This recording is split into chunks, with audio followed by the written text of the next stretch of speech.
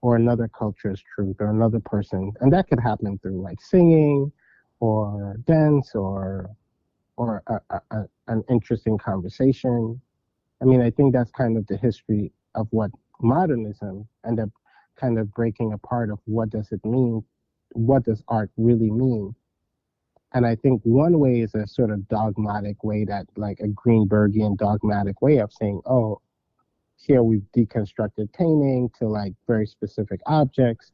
Or I think a larger kind of John Dewey, Alan Capra kind of like philosophy is like it just opens up about a sense of being and how we were able to like find community or find conversation or find things, we're all like subjective beings who are essentially alone in the world, and we're born alone, and we kind of live in our own heads, but there's ways of which like tools that we're given, senses that we're given to sort of help us find community and relate and connect to each other.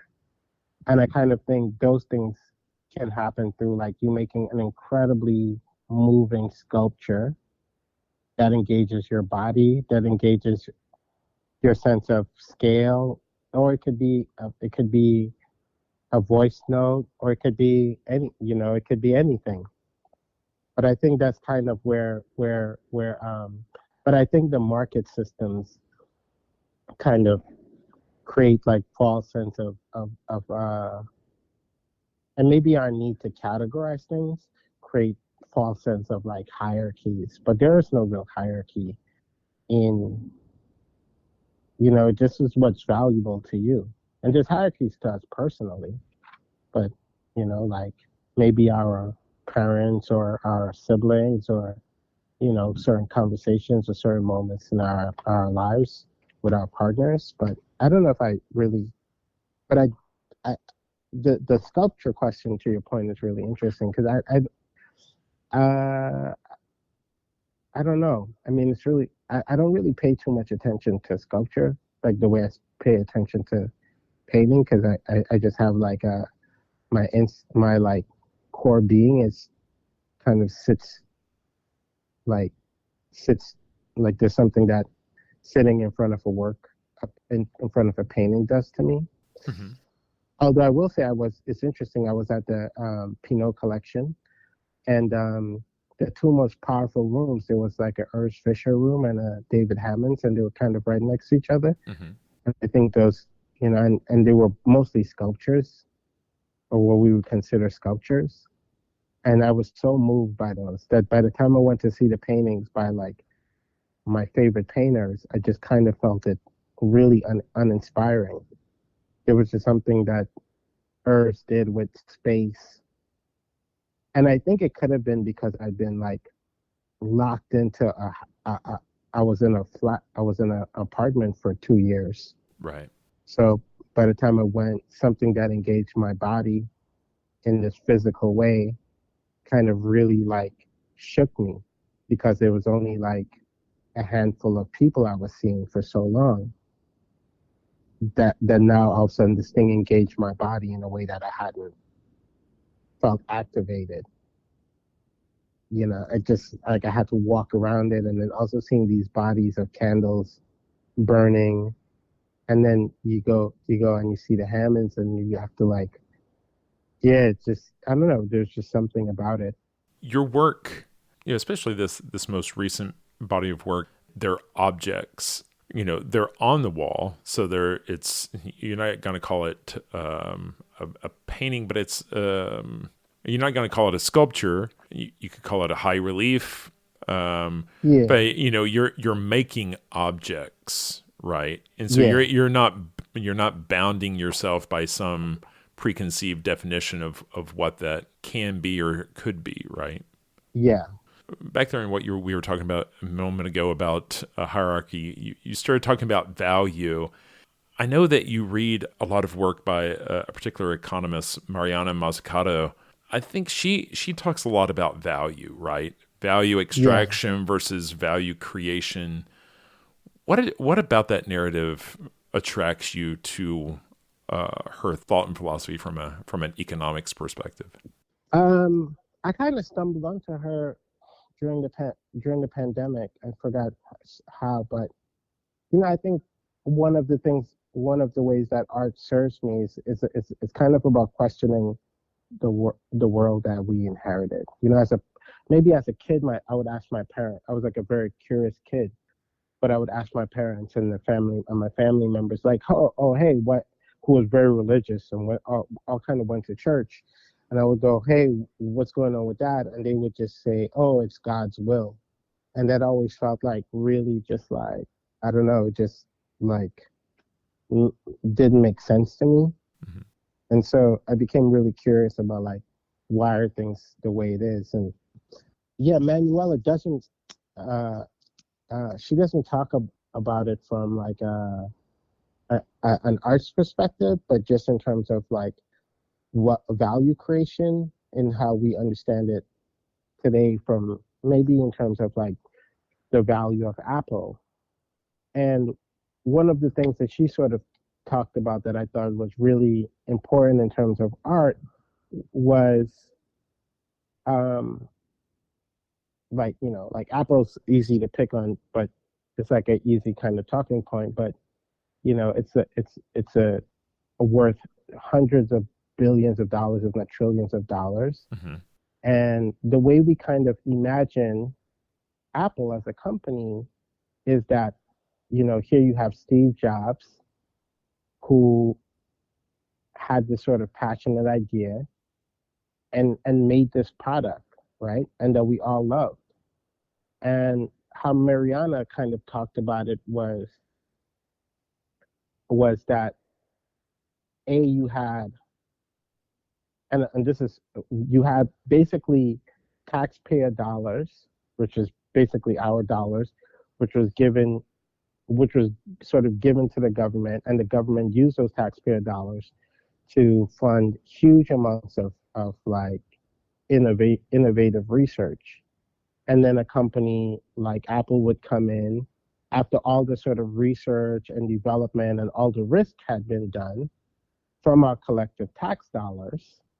Then they would come in and they would sort of figure out a product that made it profitable for the company. So the company would have all of the rewards and not so much of the risk.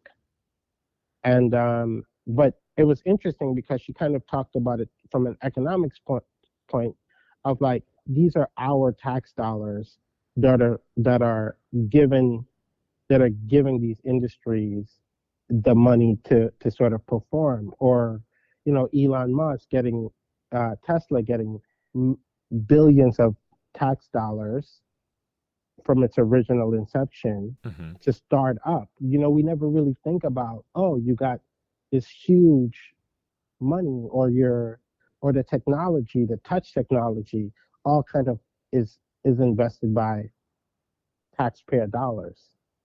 And so, she was sort of talking about these things from like, if we shift the narrative of these sort of individual like creative geniuses to a collective value creation that we are all financially given to, that maybe we can fix some of these sort of social and economic uh, um, issues that we're bumping into.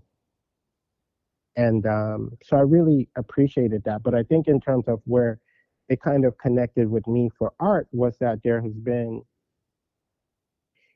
for a very long period, and I've kind of said this several times before, but for a very long period, you always kind of had academic art, meaning like someone who trained under someone. So whether you go back to Michelangelo or Caravaggio's studio or whatever, you always had artists who were kind of came under, who was what they call trained or whatever Right. in a certain thing.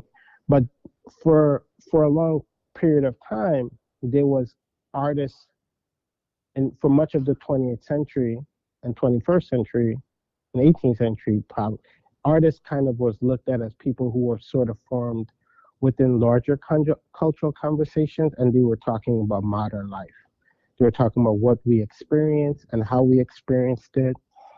And so like, like, so Bas- Warhol's a perfect example of someone who was like, um, started Interview Magazine and was in Studio 54 and was partying with Mick Jagger and Bianca Jagger, and like they were kind of part of the scene of how we understood the disco era. Right. And Basquiat was like, dating Madonna, who's arguably the most important female or musician of the last 40 years, right? And he's with Blondie, and he's in there at the beginning of hip hop. And so artists were sort of looked at as the makers in sort of cultural moments.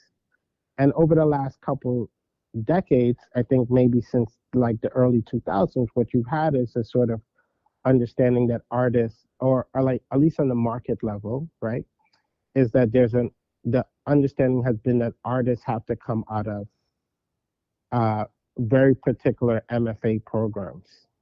Mm. And so what it means is that like the art world has sort of become reflective of being only academic art, being reflected in art in the art market, which I think means that like all of the other cultural voices ends up getting missed out, and I think that's a big problem, and it creates like larger problems where you kind of have like including with many different professions, like in order to be a journalist, like the idea of freedom of the press, which is so ingrained in American psychology, meant that anybody could write about any subject matter that you felt that you had some sort of curiosity and knowledge.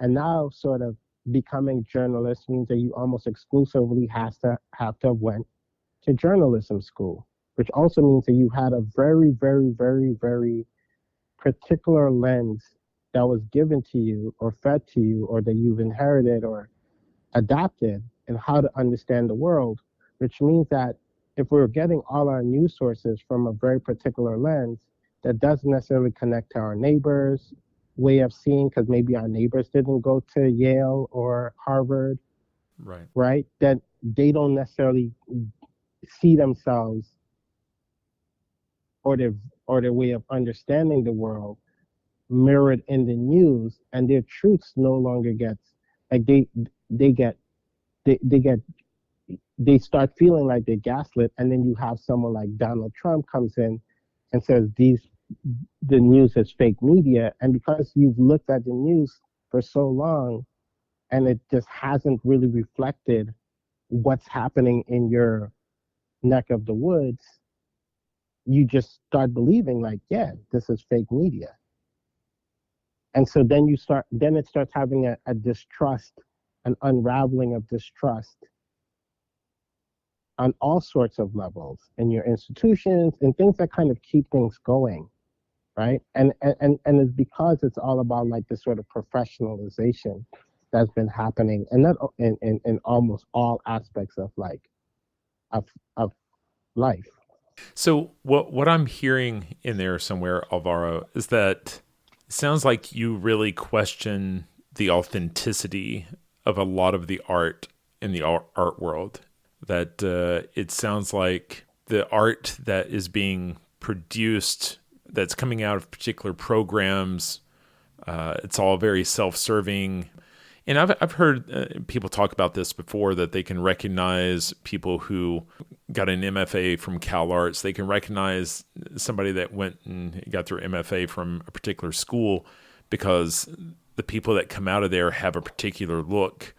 And it sounds like that's all pretty self-serving. So it sounds like you're saying that there should be room for unique, expressive thought that reflects your culture and who you are specifically versus what academia wants to fit you in. Is that fair? No, I wouldn't say, no, not really, because I think like for me, the value of art is learning how other people live their life so that I can have a larger understanding. So like, like, I mean, I kind of said this example a few times before, but I